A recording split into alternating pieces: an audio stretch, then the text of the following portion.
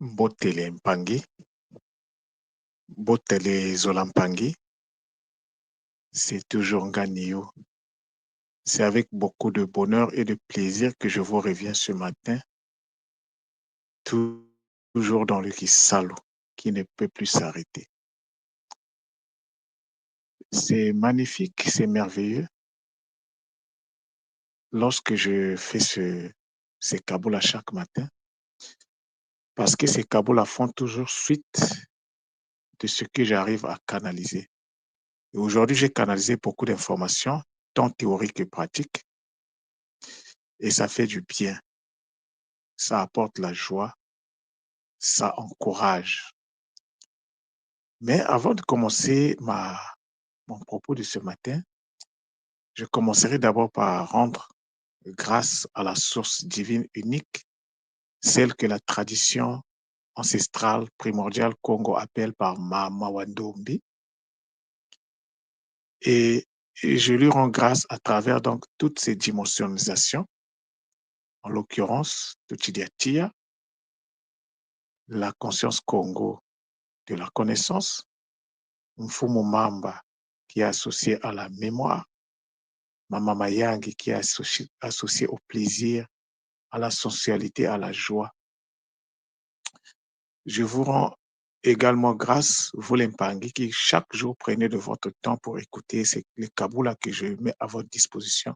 C'est magnifique, c'est le bonheur. Aujourd'hui, c'est un jour spécial. Nous sommes le 8 février 2025. Quand je prends le 8, c'est le 8 plus février sur le deuxième mois, ça me donne 10. Donc 1 plus 0, ça me donne 1. Quand je prends 2025, j'ai 9. Quand j'ajoute 1, ça me donne 10. Donc c'est égal à 1. Alors le 1 en Kikongo, c'est Mosi. Il y en a qui disent Munsi. Munsi, c'est l'incarnation dans la matière. Donc la journée d'aujourd'hui, c'est une journée spéciale. Et c'est d'autant plus spécial que je suis arrivé, les guides m'ont fait comprendre beaucoup de choses concernant le son si. C'est un son magnifique. Si et si, c'est la même chose. C'est juste qu'avec si, on a mis le N devant. Et donc, ça rend donc, ça apporte l'aspect de la conscience aussi. Et si au Cameroun est associé au divin. Pour dire Dieu au Cameroun, il y a certaines variantes du Kikongo du Cameroun qui disent ainsi. Ce n'est pas pour rien. Et je suis en train de faire un travail sur Sikama, Siama, Tatamana, Nunga, comme je vous ai dit. Et donc, j'ai abordé une partie, j'ai expliqué une partie dans ce cours-là. Alors donc, aujourd'hui, c'est une journée, c'est la journée mondiale de l'unité. Hein? C'est magnifique. Les chiffres, c'est des messages. L'univers nous parle à travers donc les chiffres et les symboles. L'univers utilise les symboles pour nous adresser des messages. Et donc, ceux qui sont à l'école qui m'entourent, ils savent ce que ça représente l'unité primordiale, le divin dans la matière, en expérimentation. C'est ce que nous sommes tous, chacun pour son compte. Mais là n'est pas la communication de ce matin. La communication de ce matin, je vais vous parler du verbe. Le verbe. Bon, en français, le verbe, c'est quoi? Le verbe, c'est un mot qui désigne une action. Le verbe peut désigner un état, mais le verbe peut désigner également un changement. Lorsque, par exemple, on utilise le mot rougir, rougir, quelque chose qui rougit, ça veut dire qu'au début, ce n'était pas rouge. Mais ça veut dire qu'il y a un changement, il y a une modification qui se fait. L'état donc visuel de la chose se modifie. Et donc, on passe d'une couleur à une. Noircir, par exemple, ça veut dire qu'au début, ce n'était pas noir, mais on a ajouté une couche noire et ça change donc la présentation. Ça, c'est l'une des définitions du mot verbe. Mais le verbe, c'est aussi la parole. Ce que j'appelle, la tradition ancestrale appelle par le ta, ce qui est vocalisé. Le mpova, l'action du mpova, le ta, l'impangi. Mais tout ça là, c'est des théories. L'impangi, depuis mi-décembre pratiquement, j'ai commencé à vous parler de la construction énergétique. Et aujourd'hui, c'est arrivé à un point très avancé. Je suis toujours dans ma pratique et la pratique m'enseigne beaucoup de choses. Et ce matin, donc, je suis rentré donc dans mes exercices de vocalisation sacrée et donc j'ai compris une chose. Vous savez, l'impangué, beaucoup de nôtres, à l'école ou pas, il y a ce qu'on appelle la procrastination. C'est-à-dire que le fait de remettre les choses qu'on pouvait faire aujourd'hui, on les remet à demain ou une autre fois. Le fait de repousser les choses, ce n'est pas anodin. Il ne faut pas critiquer les gens qui sont dans cet état. Ce n'est que normal. Tu ne peux pas être ce que tu n'as pas. Tu ne peux pas avoir ce que tu n'es pas. Simple logique mathématique. Et donc, lorsque, par exemple, depuis un certain temps, je vous parle des mantras. Les mantras, c'est des paroles de puissance. Mais lorsque tu prononces un mantra, en fait, tu demandes à ce que l'action puisse se faire d'une certaine façon. Si je dis, par exemple, Sala, je suis en train de demander à l'énergie de se comporter d'une certaine façon. Donc, par rapport aux mots que j'utilise, l'énergie va se comporter en fonction de l'ordre que je lui donne. Parce que c'est nous qui donnons les ordres à l'énergie afin que l'énergie puisse se structurer d'une certaine façon. L'humain est un être très puissant, mais les humains ont oublié ça. Nous sommes dans la distraction. Nous sommes arrivés, nous, surtout les Africains de façon générale, mais pas que les Africains. Même les Européens sont là. C'est-à-dire que nous sommes arrivés à un niveau d'ignorance très élevé, le niveau où on ignore qu'on ignore. Ignorer que vous ignorez, c'est fini, c'est perdu pour vous. Il n'y a rien que vous puissiez faire. Mais au moins être conscient qu'on ignore, ah, ça, il y a encore de l'espoir.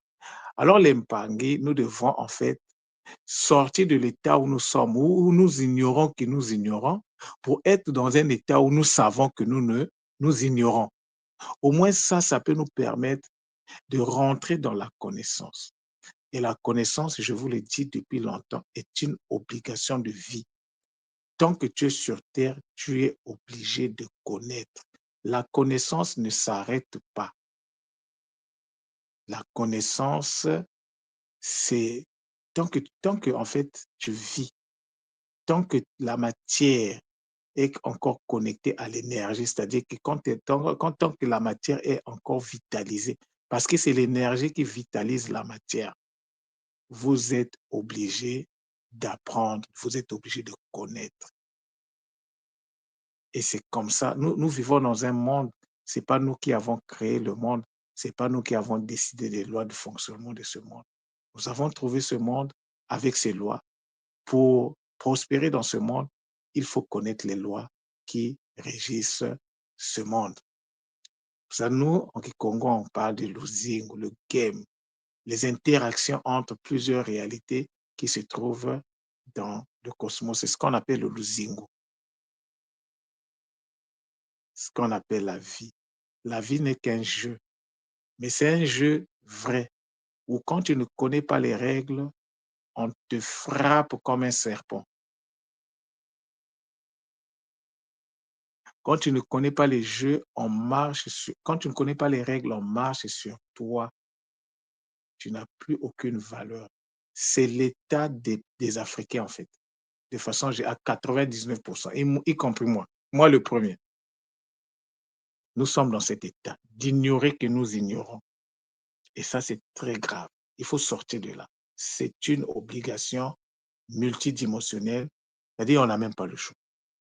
Alors il faut se mettre à l'école de l'apprentissage, à l'école de la langue, parce que ce n'est pas un humain qui va t'enseigner, c'est l'univers qui va t'enseigner à travers la langue. Tu prends le mot, tu le poses, le mot te parle. C'est comme ça que moi je travaille. J'ai pas de documents avec moi. De toute façon, au Congo, il y a pas une école qui enseigne ça. J'ai eu les b.a.-ba à l'école initiatique Kimoto. J'ai travaillé les b.a.-ba jusqu'à arriver au niveau où je suis, jusqu'à vous parler du verbe aujourd'hui. Je ne suis pas un linguiste à la base, mais je peux vous parler du verbe. Oui, c'est vrai que j'ai fait la littérature au lycée, mais ça me donne pas, ça me donne un peu l'autorité de parler de ça, parce que c'était mon domaine de travail. Et l'Empangui, lorsque vous voyez quelqu'un qui n'arrive pas à faire quelque chose, il ne faut pas vous en prendre à la personne. La personne est dans un état de blocage. Parce que pour que tu puisses faire quelque chose, tu dois disposer de l'énergie qui va te permettre de faire la chose. Non pas seulement de l'énergie, mais il faut également que cette énergie soit structurée d'une certaine façon. Alors, l'énergie est à la base une construction à faire. L'énergie doit être construite à l'intérieur. L'énergie doit être externalisée.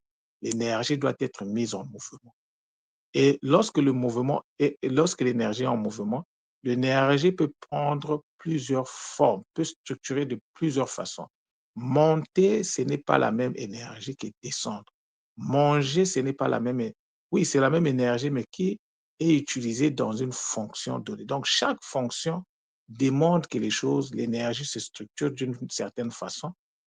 En fait, c'est des mécanismes.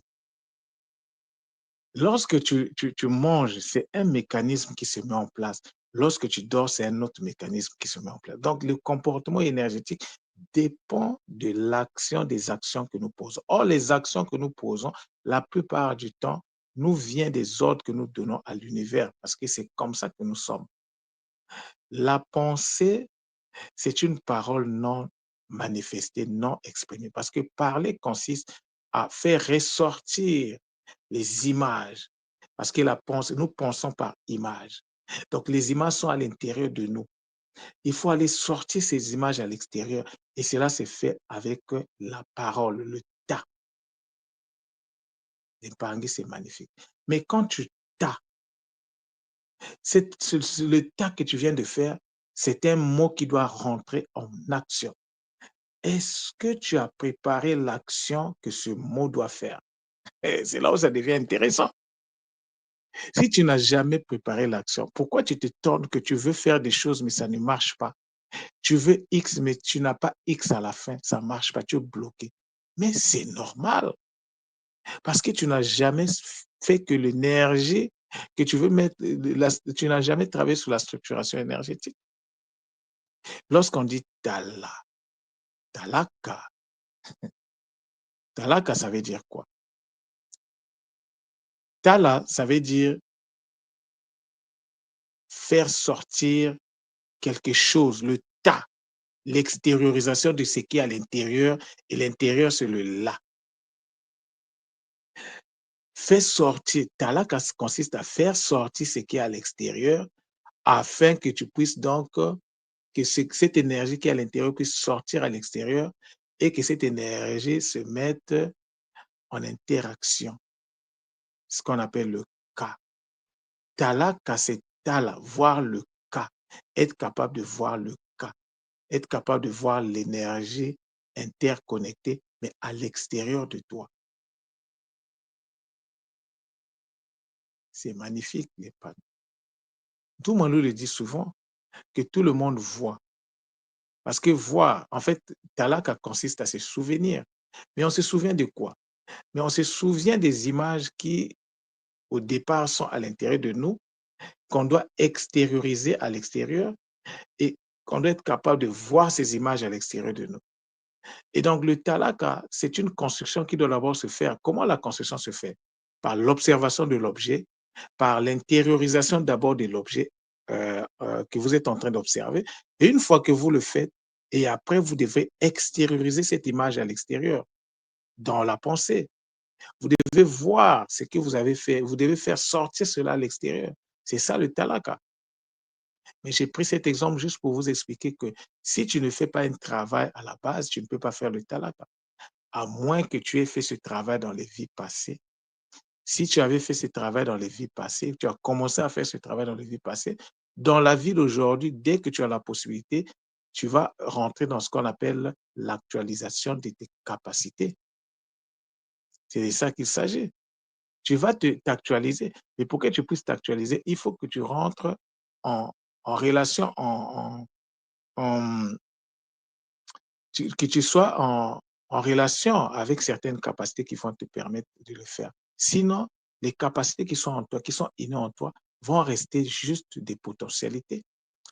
C'est très bien d'avoir des potentialités, mais à quoi ça nous sert d'avoir des potentialités si ces potentialités ne peuvent pas être manifestées dans le monde, si on ne peut pas les utiliser?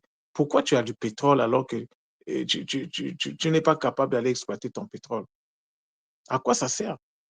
Mais celui qui a la technologie pour exploiter le pétrole va prendre le dessus sur toi. C'est ce qui arrive aux pays africains parce que les autres ont travaillé. Je ne dis pas que c'est mauvais parce que nous étions dans une posture où on nous permettait même pas d'accéder à ces connaissances. On nous a construit des raffineries, nous avons du pétrole. On vous construit une raffinerie. Votre raffinerie ne peut pas raffiner le pétrole que vous avez sur place. Mais c'est une bonne guerre, c'est de la guerre. Nous sommes en guerre. Le Français, il veut vivre. L'Européen veut vivre, l'Occidental veut vivre.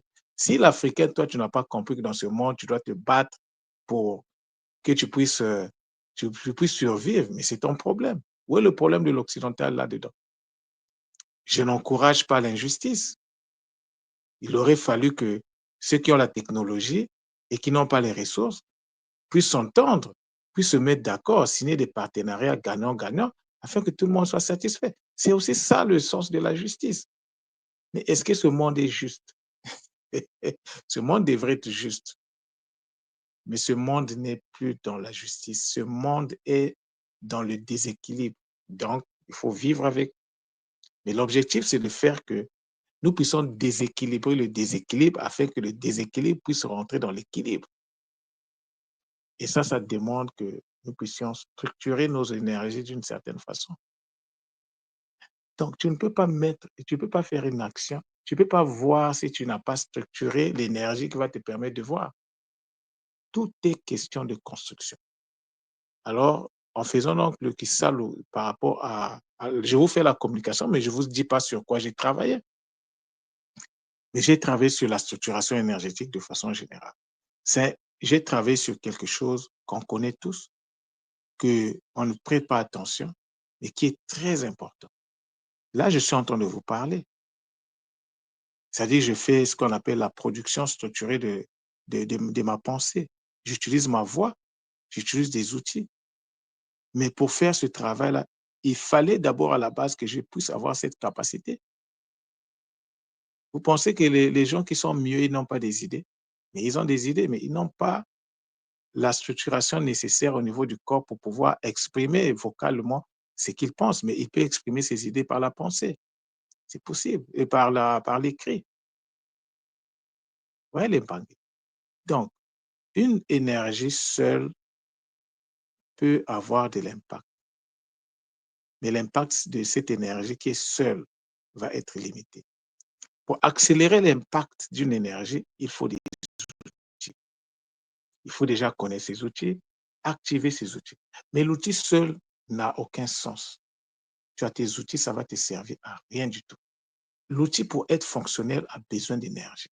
Donc, à la base, tout ce que nous faisons, nous avons besoin d'énergie. Sans énergie, on ne peut rien faire. Donc, nous avons cette responsabilité de nous constituer des réserves d'énergie, chacun pour sa part, parce que tout ce que tu vas faire va dépendre d'énergie. Et quand tu n'en as pas assez, qu'est-ce que tu peux faire? Malgré ta bonne volonté, il n'y aura rien qui se fera. Tout est énergie. Nous sommes énergie, nous vivons dans l'énergie, nous sommes constitués d'énergie, nous mangeons l'énergie, nous, nous donnons l'énergie. Quand tu donnes quelque chose à quelqu'un, c'est de l'énergie que tu lui nous transférons de l'énergie. Nous venons de l'énergie, nous finirons énergie.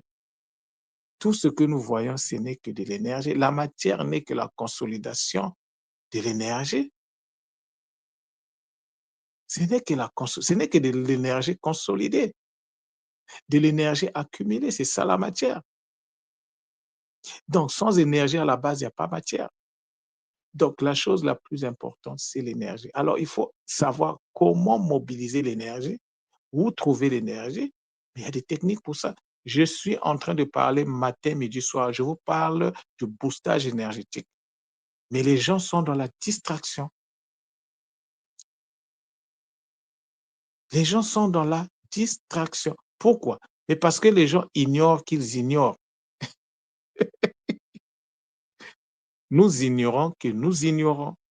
Et quand tu es dans cet état, tu ne sais même pas en fait ce que tu fais.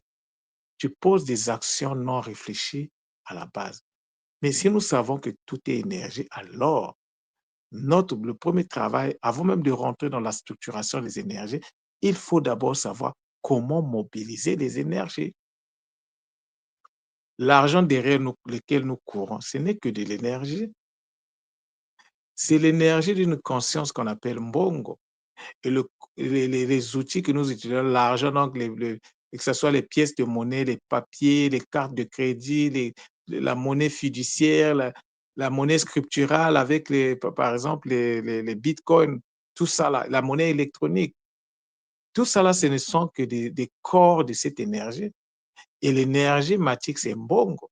Mais aujourd'hui, Mbongo lorsqu'on dit Mbongo, on voit directement le corps. Vous voyez? Ce monde, ce n'est pas nous qui l'avons créé. Nous l'avons trouvé. Ce monde a des lois de fonctionnement. Bon, oui, lorsque tu parles même le corps, ce n'est que l'accumulation finalement de cette énergie, c'est vrai, mais il faut que nous travaillions dans la précision. Chaque chose doit être à sa place. Lorsqu'on dit Mbongo, il faut savoir que c'est une conscience, c'est une énergie.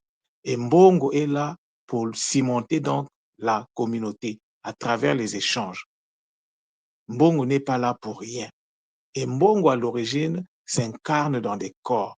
Et l'un des corps que nos ancêtres utilisaient à l'époque, lorsque Mbongo était encore équilibré, c'est ce qu'on appelle le Nzimbu.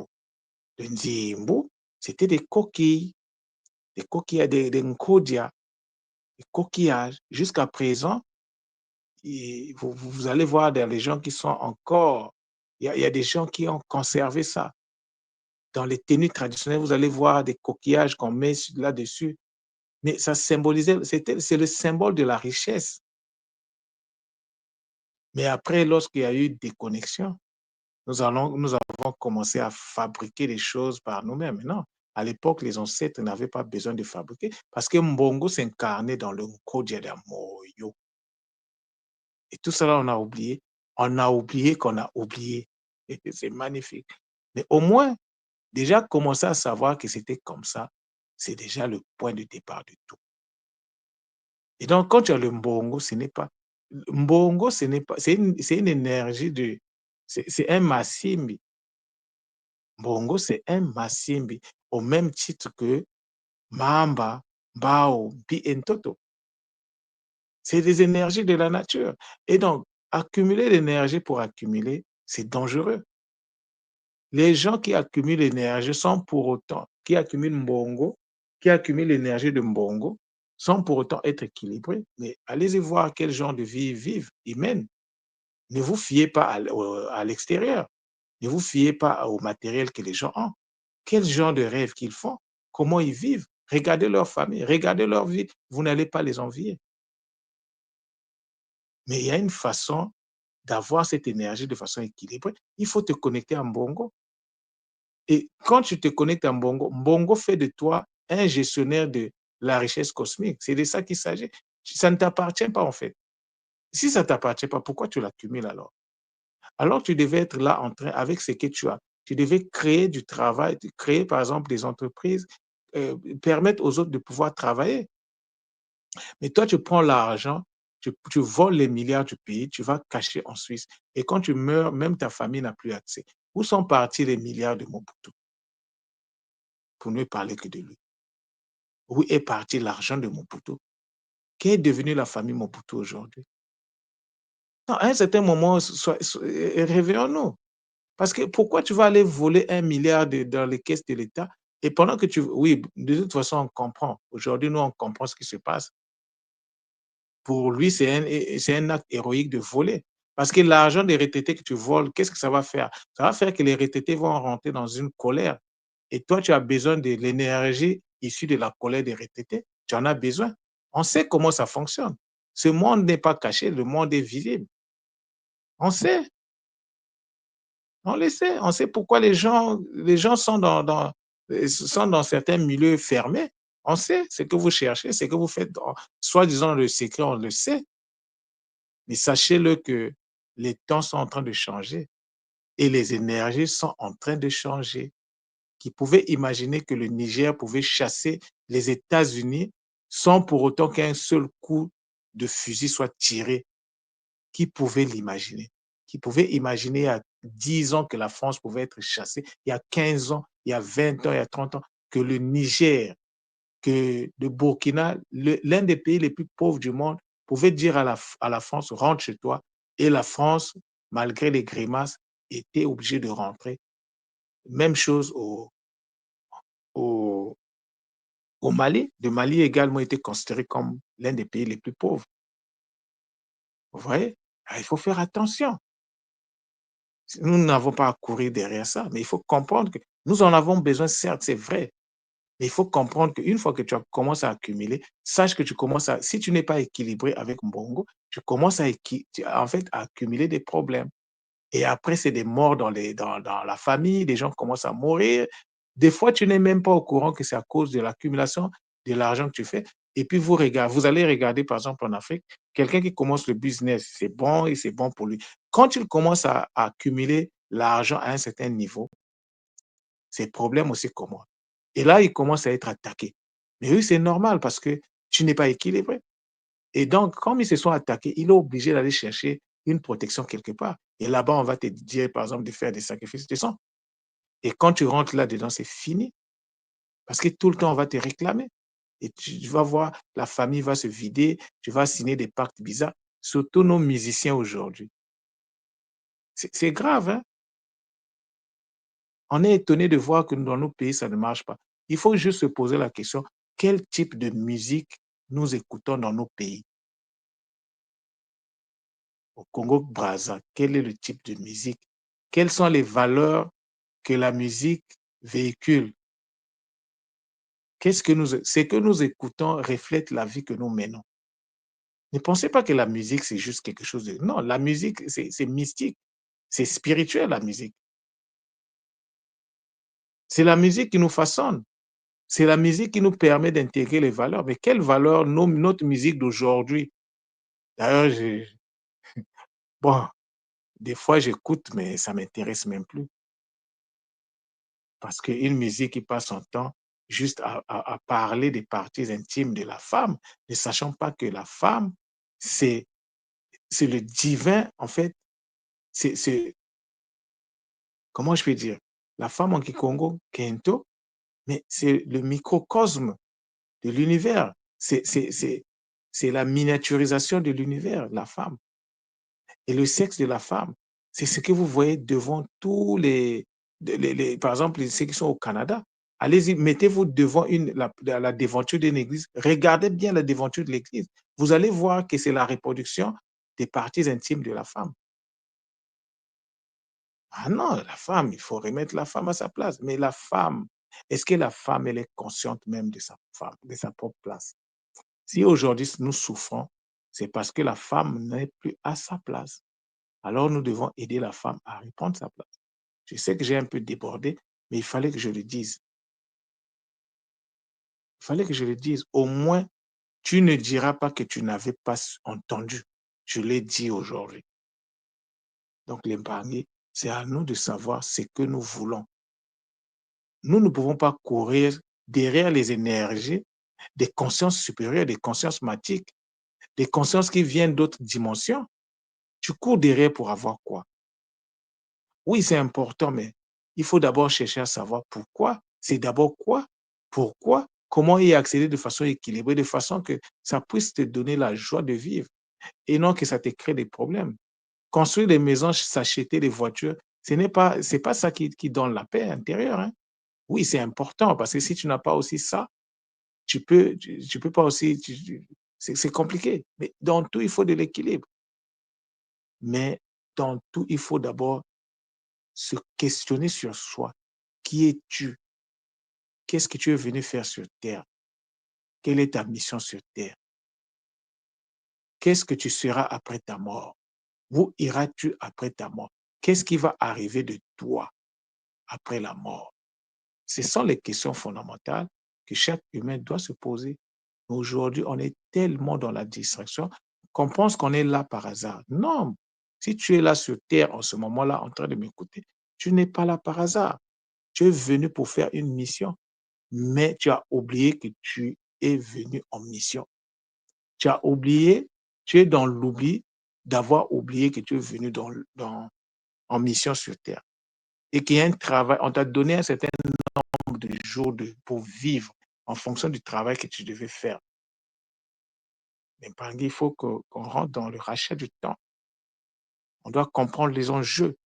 On doit comprendre que nous sommes dans un game, mais un game où si on te donne un coup, ça fait mal.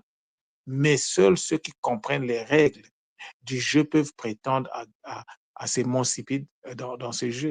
La vie, ce n'est qu'un jeu. Ça peut s'arrêter à tout moment. La vie, c'est le divin dans l'expérimentation. Tout ce que chaque humain fait, c'est le divin qui est en expérimentation. C'est pour ça qu'on ne doit pas juger les gens. Quelqu'un fait son truc, laisse-le faire. Si c'est bien, tant mieux. Si c'est pas bien, tant mieux. On ne doit pas rentrer dans le jugement parce que toi qui juges, qui es-tu? Mais on peut parler à l'autre, on peut conseiller l'autre, on peut permettre à l'autre de comprendre les enjeux. On peut transmettre les règles, c'est ce que nous faisons. Tout ce que nous faisons, tout ce que je fais, je ne fais que transmettre les règles du fonctionnement de ce monde à travers le Kikongo. Parce que toutes les règles sont dans nos langues maternelles. C'est pour ça que nous devons répartir vers nos langues, comprendre la profondeur de nos langues, retravailler nos langues, réapprendre à comprendre encore la profondeur de nos langues. C'est de ça qu'il s'agit. Nous devons aussi préparer le terrain pour les futures générations parce que nous ne sommes pas éternels. C'est la mission de notre génération. Moi, en ce qui me concerne, l'une de mes missions, c'est le décodage de la langue ancestrale. C'est pour ça que je m'évertue à le faire avec bonheur. N'est pas donc trop d'informations tue l'information. J'ai déjà assez parlé, mais ça me fait plaisir de voir que les Bakoulous ne nous ont jamais abandonnés. Quand nous demandons, les Bakoulous se révèlent. Il faut demander, il faut parler, tu as des difficultés, il faut parler. Tu n'es pas seul, tu n'as jamais été seul. Derrière toi, il y a des guides, il y a des entités qui sont là depuis ta naissance, qui sont avec toi. Quand tu es bloqué, il faut demander de l'aide. Il faut leur parler. Tu ne les vois certainement pas, mais ils sont là, ils ont toujours été là. Pourquoi ils n'agissent pas? Mais tu n'as jamais demandé, en fait. Demande, tu verras qu'ils vont se révéler. Ça peut prendre le temps, comme ça peut être instantané, mais ils vont te montrer les pistes. Mais c'est à toi de savoir comment les guides fonctionnent. Les guides ne sont pas là pour nous imposer. Les guides, c'est ce que les gens appellent, par exemple, par les anges gardiens. Voilà, les anges gardiens. Nous, on les appelle les guides. Nous, on les appelle les guides. Dans la tradition, on les comprend dans le sens de guide. Ils sont là pour nous aider à avancer. On n'a jamais été seul. Il n'y a personne dans ce monde qui est seul. Derrière toi, il y a des forces, mais il faut que tu fasses ton travail. Si tu ne fais pas le travail, tu penses que les guides vont faire le travail à ta place? Non. Toi, tu ne pourras pas aussi faire le travail des guides. Donc, chacun doit faire le travail de façon à faire que toi et tes guides, vous formez une seule équipe, que vous soyez vraiment en partenariat de façon consciente. Mais c'est à vous de faire votre part. Voilà ce que j'avais à donner comme communication ce matin, mais c'est magnifique. Arriver à comprendre ces, cette profondeur comprendre les choses dans cette profondeur, c'est le bonheur. Donc, les Mpangui, je vous souhaite de passer un très bon samedi et donc on est ensemble et on se dit à demain. Matondo.